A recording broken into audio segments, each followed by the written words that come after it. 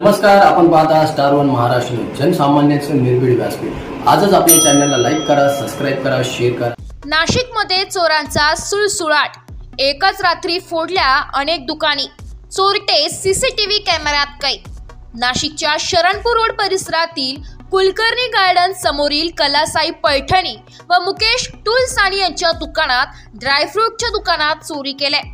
दिनांक 26/12/2024 रोजी रात्री 1:30 वाजेच्या सुमारास कलासाई पैठणी साडीच्या दुकानाच्या खिडकीचे ग्रिल तोडून दुकानात प्रवेश करून दुकानातील कपाट फोडून काउंटरमधून रोख रक्कम 48,000 रुपये, एक OnePlus मोबाईल, 38,000 रुपयांचा पुरी सिल्कच्या पैठणी साड्या, 4 पैठणी साड्या आणि वेगवेगळ्या प्रकारच्या पैठणी साड्या, 16,000 रुपयांचं सोनं असा एकूण 2,12,300 रुपयांच्या मालावर चोरांनी डल्ला मारलाय।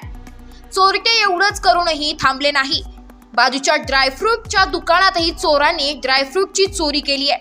हा सर्व प्रकार सीसीटीव्ही कॅमेऱ्यामध्ये कैद झाला असून सरकारवाडा पोलीस ठाण्यात गुन्हा दाखल करण्यात आलाय। पुढील तपास सरकारवाडा पोलीस करीत आहेत।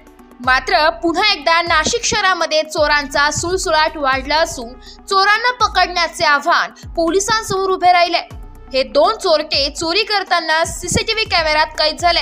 आधी चोरांनी एका कॅमेऱ्याची दिशा वेगळी केली, मात्र दुसरा छुपा कॅमेरा असल्याने त्यांच्या लक्षात आलं नाही आणि हुशार चालक चोर अखेर सीसीटीव्ही कॅमेऱ्यामध्ये कैद झाले।